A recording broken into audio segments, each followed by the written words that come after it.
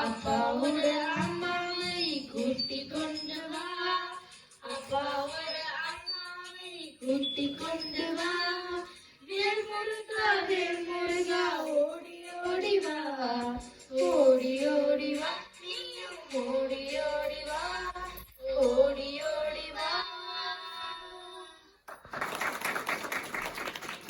அடுத்தது சிவபாக்கியர் திருமதி சத்யா.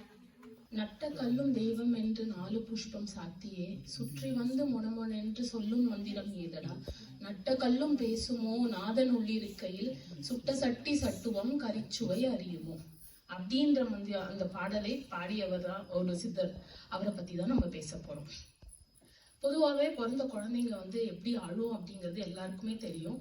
ஆனா இந்த ஒரு அருமையான குழந்தை மட்டும் பிறக்கும் போதே திருநாமத்தோட, அதாவது சிவசிவா அப்படின்னு சொல்லிதான் பிறந்ததா சொல்றாங்க. அதனாலதான் அவங்க அப்பா அம்மா சிவவாக்கியர் பேச போறோம்.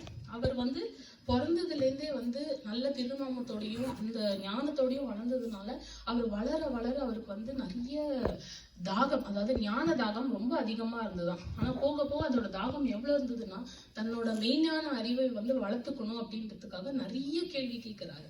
ஆனா அவரோட கேள்விக்கு யாருக்குமே விட தெரியல. போக போக அவர் அவங்க அப்பா அம்மா கிட்ட கேட்க கேட்க உன்னோட விடைக்கு கத்தாது, அதே மாதிரி கழுகும் வட்டமிடாது, அதே மாதிரி பூ மணக்காது. யூஸ்வலா பூ எல்லாருக்கும் மணக்கும் தெரியும். ஆனா காசிநகரத்துல மட்டும் எந்த ஒரு சென்ஸ் டச் ஃபீல் எதுவுமே இருக்காதாம். எல்லாமே நார்மல், எல்லாமே ஈக்குவல். அந்த மாதிரி ஒரு விஷயம் தன்னை காதுல கேட்டதும் அதை பார்க்கறதும் உணர்றதும் ரொம்ப அருமையா அவர் ஃபீல் பண்றாரு.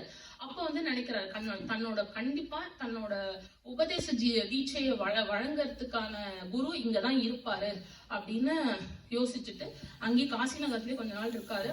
ஆனா ஸ்ரீமன் நாராயணனே மேல இருந்து கீழே பாக்குறாரு. ஓகே, இதுக்கு மேல இவரை நம்ம காக்க வைக்க கூடாது, கண்டிப்பா நம்ம கீழே போய் அவருக்கு உபதேச தீட்சையை கண்டிப்பா நம்ம வழங்கணும் அப்படின்னு டிசைட் பண்றாரு. ஆனா கண்டிப்பா கடவுளா அவதரிச்சு வரது இல்லை இல்லையா? அதனால அவர் கீழே ஒரு சாதாரண செருப்பு தைக்கிற கூலி தொழிலாளியா வராரு. அவரோட பேர் ராமன் அப்படின்னு. சோ அவரு சாதாரண ஒரு காவலரால எப்படி இருக்கு? சோ கூரைக்குள்ள இருக்கிற கோழி இருக்கு பாத்தீங்களா, அதுதான் உயிர், ஆத்மா. அந்த உயிருக்குள்ள இருக்கிற ஆண்டவனை நம்ம பார்த்து தேடணும். முதல்ல நமக்குள்ள இருக்கிற ஆண்டவனை தேடினா மட்டும்தான் அதுக்குள்ள இருக்கிற தாற்பயம் என்ன, எதுக்காக நம்ம ஆண்டவன் நமக்குள்ளே இருக்கான்னு நம்ம உணர்ந்தாலே. அது எப்படி உணரணும்? யோகங்கள், யாகங்கள், அதுக்கப்புறமா தவம் புரியறது, இந்த மாதிரி ஒரு நிறைய விஷயம் இருக்கு எட்டுறதுக்கு. அந்த மாதிரி போய் பண்ணும்போது நம்ம ஆண்டவனை தேடி நம்ம அப்படியே வானத்தை ஏறி வைகுண்டம் நம்ம பிடிச்சிட்டு போயிடலாம் அப்படின்றதுதான் அதோட அர்த்தம்னு சொல்றாரு சுவாமி. எனக்கு இது வார்த்தையே இல்லை, எனக்கு கேள்வி கூட கேட்க தெரியாத அளவுக்கு ஞானத்தை நீங்க உபதேச தீட்சையை கண்டிப்பா எனக்கு வழங்கணும்.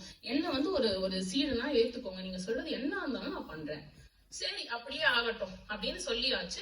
அதுக்கப்புறம் நாள் போயிட்டே இருக்கு. அவர் என்ன சொல்றதெல்லாம் பண்றாரு. கொஞ்ச நாள் போன உடனே இப்ப சீடனாலே சோதிச்சு பார்க்கணுமே குருவுக்கு, அதனால இப்ப நான் சோதிச்சு பாக்குறேன் அப்படின்னு நினைச்சிட்டு என்ன சொல்றாரு, ஓடி ஓடி ஓடி உட்கலந்த ஜோதியை நாடி நாடி நாடி நாட்களும் கழிந்து போய் வாடி வாடி வாடி வாழ்ந்து போன மாந்தர்கள் கோடி கோடி கோடி கோடி என் நிறைந்த கோடியே. ஓம் நமச்சிவாய ஓம் ஓம் நமச்சிவாய ஓம் நமச்சிவாய ஓம் ஓம் நமச்சிவாய ஓம் நமச்சிவாய ஓம் ஓம் நமச்சிவாய ஓம் நமச்சிவாய ஓம் ஓம் நமச்சிவாய. என்னிலே இருந்த ஒன்றை யான் அறிந்ததில்லையே, என்னிலே இருந்த ஒன்றை யான்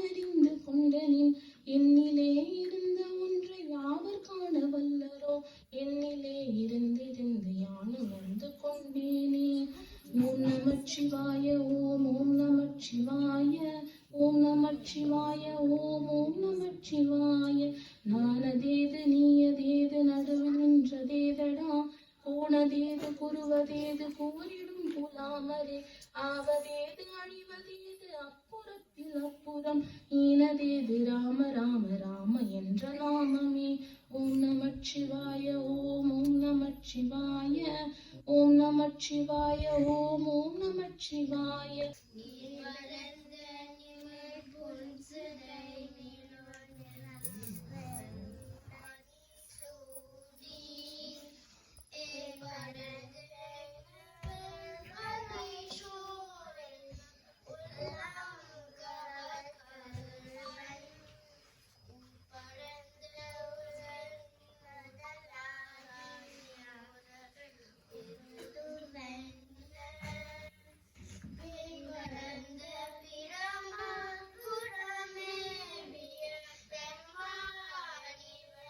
அன்றே